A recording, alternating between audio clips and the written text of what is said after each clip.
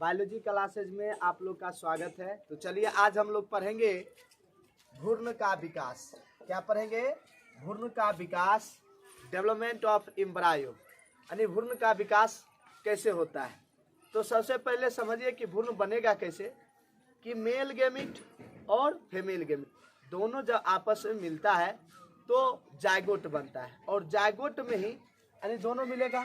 आप देखिए जैसे अब मिलेगा कैसे, ये मेल गेमिट है, ये फीमेल गेमिट है अंडाणु, ये मेल गेमिट है शुक्राणु, दोनों आपस में मिलेगा तो कितना केंद्रक बन गया?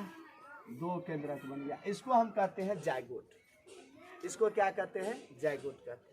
अब इसी में विकास होता है तो अंतिम में 32 सेल बनता है, 32 केंद्रक बन जाता है तो भ्रूण बनता है। तो 32 सेल बनता है कैसे, आज उसी को पढ़ेंगे कि भ्रूण का विकास, डेवलपमेंट ऑफ एम्ब्रायो। इसमें निम्नलिखित अवस्थाएं हैं। पहली अवस्था हम चलते हैं विदलन या खंडन। कहता है कि जब जायगोट में समसूत्री कोशिका विभाजन, तो बहुत तेज से समसूत्री कोशिका विभाजन होता है, बहुत तेजी से समसूत्री कोशिका विभाजन इतना तेज से होता है। ये देखिए 2 है, फिर बना देगा 2 से 4 कोशिका बना देगा, ठीक है। 4 से फिर बना देगा 8। बहुत तेजी से कोशिका विभाजन होता है। इस तेजी से कोशिका विभाजन होता है युग्मनज में, उसी को हम लोग कहते हैं, क्या बोलते हैं, वह क्लीवेज कहते हैं, विदलन कहते हैं। क्या कहते हैं? क्लीवेज कहते हैं, विदलन कहते हैं। समझ गए? चलो उसके बाद अब क्या होता है कि इसमें कोशिकाएं होती, देखो ये हो गया जायगोट। जायगोट कब बनेगा? फीमेल गेमिट और मेल गेमिट मिलने से बना। एक केंद्रक किसका? एक केंद्रक किसका? कितना केंद्रक? जब 2 केंद्रक होता है तो उसी को हम युग्मनज कहते हैं, इसीलिए युग्मनज कहता है डिप्लॉइड होता है। अब यहाँ समसूत्री, समसूत्री मतलब क्या? जितना सेल है उसका दुगुना। ये 2 है तो 4 से 8, 8 से 16, 16 से 32। जब 32 बन जाएगा तो भ्रूण एकदम पूरा ऑलरेडी बन चुका है, ठीक है ना। तो 32 सेल बनता है। तो क्लीवेज में हम क्या बताएं? क्लीवेज में बताएं कि युग्मनज में लगातार जब समसूत्री कोशिका विभाजन तेजी से होता है उसी को हम लोग विदलन कहते हैं, और इसमें तेजी से 2 से 4, 4 से फिर 8 बन जाता है, ठीक है ना। इसी तरह बनते जाता है। अब दूसरा है बुआ मोरुला, जिसको हम तूतक कहते हैं। क्या कहते हैं बुआ? तूतक कहते हैं। अब ये क्या होता है? अब देखो यहाँ 4 सेल बना तो 4 से कितना बना? 4 से 8 बनेगा, और 8 से कितना बन जाएगा? 16। 8 से कितना बन जाएगा बुआ? 16 बन जाएगा। इस 16 जो कोशिका बनेगी ना, उसी 16 कोशिकीय अवस्था को मोरुला कहा जाता है, तूतक कहा जाता है। 16 कोशिका बन जाती है, क्या होता है? तूतक होगा। अब 16 में समसूत्री होगा तो 16 दूना 32, क्योंकि 2 में हुआ तो 4, और 4 में हुआ तो 8, और 8 में हुआ तो 16, तो 16 में होगा तो 32। जब 32 सेल का निर्माण हो जाता है तो उसमें 2 प्रकार की कोशिका आती है। मोरुला की बता रहे 2 कोशिका आती है। इसमें कितना सेल बन गया है? 32 सेल बन गया, ठीक है। 32 सेल बन गया, और ये सब बनने में लगभग कितना दिन? तो निषेचन के 3 से 4 दिन बाद ये सब क्रियाएं होती रहती है। अब 32 सेल बन गया तो बाहर वाले सेल को कहते हैं ट्रोफोब्लास्ट सेल। क्या कहते हैं? ट्रोफोब्लास्ट सेल कहते हैं। और अंदर वाले सेल को कहते हैं inner mass cell. Inner mass cell कहते हैं, ठीक है। ट्रोफोब्लास्ट सेल का हिंदी हुआ पोषकोरक कोशिका हुआ, ठीक है। और इनर मास सेल का हिंदी हुआ आंतरपुंज कोशिका होता है, ठीक है। ये दोनों का निर्माण हो जाता है। इस समय क्या होता है कि धीरे धीरे ये कोशिका अभी तक फेलोपियन ट्यूब में ही रहता है, यानी फेलोपियन नलिका में ही रहता है। तीसरा क्या हुआ? कोरक, जिसे हम ब्लास्टुला कहते हैं। अब क्या होता है? 32 सेल तो बन गया। अब धीरे धीरे फेलोपियन नलिका से लुढ़कते लुढ़कते, जैसे ये देखिए, ये फेलोपियन नलिका हुआ, ये फेलोपियन नलिका हुआ, ये ओवरी हो गया, ये भी ओवरी हो गया। अब ये फेलोपियन नलिका में ये रहेगा। पहले तो 2 केंद्रक बनेगा, 2 से कितना बनेगा? 4 बनेगा। 4 से कितना बनेगा? 8 बनेगा, ठीक है।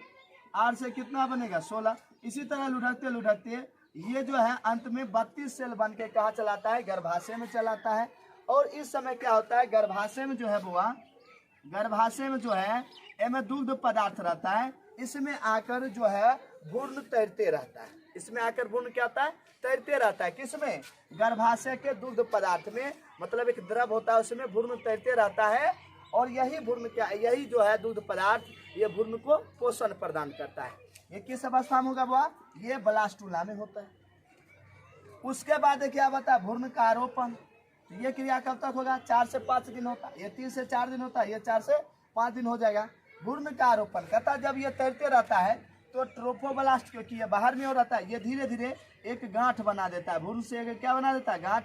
और गर्भाशय के आंतरिक स्तर जिसे हम कहते हैं इंडोमेटेरियम, उसमें जाकर भ्रूणीय गांठ आपस में जुड़ जाता है, जिसे हम कहते हैं आरोपण। और यह क्रिया कितने दिनों के बाद? निषेचन के 7 दिन बाद होता है। निषेचन के कितने दिन बाद होता है? 7 दिन बाद होता है। आपसे कहेगा भ्रूण का आरोपण या आरोपण किसे कहते हैं? तो जब क्या होता है यानी 32 सेल का निर्माण हो जाता है भ्रूण में, भ्रूणीय गांठ बन जाता है, तो ये गर्भाशय के आंतरिक स्तर इंडोमेटेरियम की ओर धंसता है, जिसे हम आरोपण कहते हैं। और यह क्रिया निषेचन के मात्र 7 दिन बाद। अब यही आंतरिक स्तर से जुड़ेगा तो स्वाभाविक है भ्रूण क्या होगा? अस्थायी रूप से मां से जुड़ गया है। अब इसी समय धीरे धीरे उस भ्रूण के चारों तरफ एक पतला परत का निर्माण होगा, जिसे हम लोग बोलते हैं अपरा कहते हैं। क्या कहते हैं? अपरा कहते हैं, प्लेसेंटा कहते हैं। यानी माँ सांस लेगी तो बच्चों को भी सांस हो जाएगा, किसके द्वारा? अपरा के द्वारा। भोजन खाएगी वो भी किसके द्वारा? यानी सभी प्रक्रिया जो माँ करेगी वो सभी प्रक्रिया बच्चे को अपरा के द्वारा जाएगा, जो हम आगे की घंटी में आपको पढ़ाएंगे। ठीक है। उसके बाद क्या होता है? गेस्टुला। अब कहता है तो चला गया, जो जुड़ गया। अब इसमें 3 गो जनन स्तर बनेगा। कितनी जनन स्तर बनेगा? 3 जनन स्तर करके बनेगा। ठीक है। तो बाहर वाले को कहते हैं एक्टोडर्म। क्या कहते हैं? एक्टोडर्म।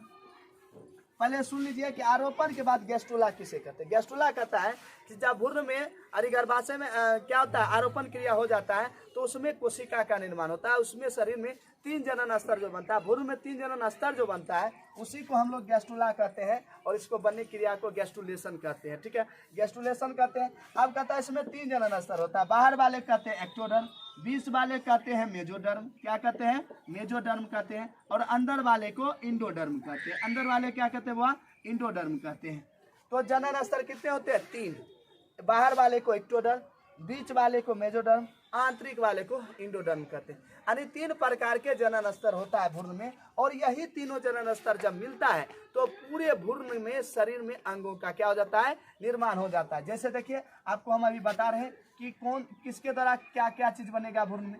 देखिए एक्टोडर्म, अभी तुरंत बताइए, भ्रूण के सब जनन स्तर का सबसे बाहरी भाग है। ये क्या करेगा? ये भ्रूण में जनन स्तर बनाएगा, त्वचा का निर्माण करेगा, मस्तिष्क का निर्माण करेगा, मेरुरज्जु का निर्माण करेगा, एवं तंत्रिका तंत्र का क्या करता है? निर्माण करता है। कौन? एक्टोडर्म। आज से पूछेगा मस्तिष्क का निर्माण किसके द्वारा होता है? तो भाई एक्टोडर्म के द्वारा।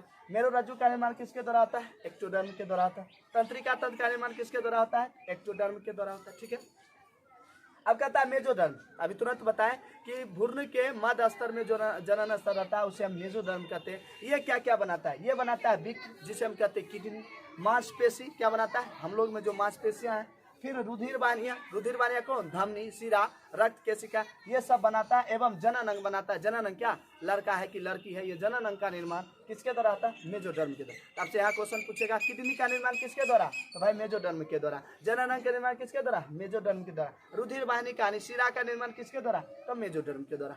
अब इंडोडर्म यानी भ्रूण के सबसे आंतरिक स्तर, देखो सबसे निचला स्तर है जिसे हम कहते हैं इंडोडर्म। ये क्या क्या बनाएगा? तो ये सब तंत्र बनाता है, जैसे पाचन तंत्र, मूत्राशय, मलाशय के मध्य भाग और श्वसन तंत्र, ये सभी बनाने का क्या करता है? काम करता है। अब माँ के गर्भ में है तो बच्चा कुछ न कुछ परिवर्तन हर एक महीना होता है। जैसे देखो पहले महीने में भ्रूण में क्या बनता है? हृदय बनता है। पहला बार में ही हृदय धड़कता है तो कुछ फीमेल उल्टी कर देती है, तो पहला महीना में हृदय का क्या होता है? निर्माण होता है। दूसरे महीने में क्या होता है? बच्चे के हाथ और पैर में उंगली बन जाता है। माँ के दूसरे महीने में जब माँ के घर में रहता बच्चा, पहला महीना में हट बनेगा, दूसरे महीने में क्या बनेगा? दूसरे महीने में हाथ एवं पैर के उंगली बन जाएगा। कहता है तीसरे महीने में लगभग सभी प्रमुख अंग आ जाता है। लड़का है कि लड़की, तीसरे महीने में जांच हो जाता है। कोई डॉक्टर जो जांचता है कि एमटीपी के द्वारा जब बच्चे को नष्ट किया जाता है, चौथा चैप्टर पढ़ाएंगे, तो किसके द्वारा? तो तीसरे महीना में लड़का है कि लड़की पता चल जाता है। यही कारण कि तीसरे महीना में आराम से बच्चे का क्या होता है? उसको यानी घर में समापन किया जा सकता है। आपको हम आगे चैप्टर बताएंगे। ठीक है। चौथा कहता है 5वें महीने भ्रूण में गतिशीलता और सिरों पर बाल, यानी 5वें महीना बच्चा लुढ़कना माँ के घर में चालू कर देता है और सिरों पर बाल आना क्या होता है? चालू हो जाता है। उसके बाद कहता है 6ठे महीने में पूरे शरीर पर बाल आ जाता है। जब 6 महीना हो जाता है तो बच्चे के पूरे शरीर पर बाल आ जाना कहता है चालू हो जाता है। और 280 दिन या जब 9 महीना हो जाता है भ्रूण का, 280 दिन या 9 महीना हो जाता है भ्रूण का, तो क्या होता है कि भ्रूण पूरी तरह से परिपक्व हो जाता है। और यह भ्रूण क्या होता है? जब प्लेसेंटा टूटता है तो नए शिशु का क्या होता है? निर्माण होता है। आपको इसमें तो कहीं दिक्कत नहीं होगा कि पहला महीना में क्या बनेगा, हट बनेगा। वही पहला बार धड़कता है तो फीमेल के क्या आ जाता है, उल्टी आ जाता है। तब उसको पता चलता है भाई मैं प्रेग्नेंट हो गया, मेरे घर में शिशु है, लड़का है कि लड़की, उसको उस समय पता नहीं चल सकता। दूसरे महीने में क्या बनेगा, दूसरे महीने हाथ और पैर में उंगली आ जाता है, ठीक है। और तीसरे महीने में लगभग सभी प्रमुख अंग जो भी है, श्वसन अंग, खाने पीने वाला जो भी है, जनन अंग, सब बन जाता है, लड़का है कि लड़की है, सब पता चल जाता है तीसरे महीने में। चौथे महीने कहता है, चौथे महीने में धीरे धीरे उसी में विकास होता है। कहता है पांचवें महीने में भ्रूण में गतिशीलता, सिरों पर बाल, यानी भ्रूण ने लुढ़क इधर लुढ़क उधर, और सिरों पर बाल आना चालू हो जाता है। कहता है छठे महीने में पूरे शरीर पर आ जाता है। छठे महीने में क्या आता है, पूरे शरीर पर बाल आ जाता है। और कहता है और 280 दिन या 9 महीना जब बच्चा खो जाता है तो भ्रूण पूरी तरह से परिपक्व हो जाता है और प्लेसेंटा के टूटने से नए शिशु क्या आता है, निर्माण होता है, ठीक है ना। तो आज इतना तक बता दिया। अब एक ही क्लास इस चैप्टर का बचा है, ठीक है ना। तो कैसा लगा आज का क्लास आप लोग कमेंट करके बताइए, ठीक है ना। और वीडियो को जरूर शेयर करें, अगर कोई नए हैं तो चैनल को जरूर सब्सक्राइब करें, अगर वीडियो अच्छा लगा है तो शेयर भी करें। धन्यवाद। जय हिंद, जय भारत।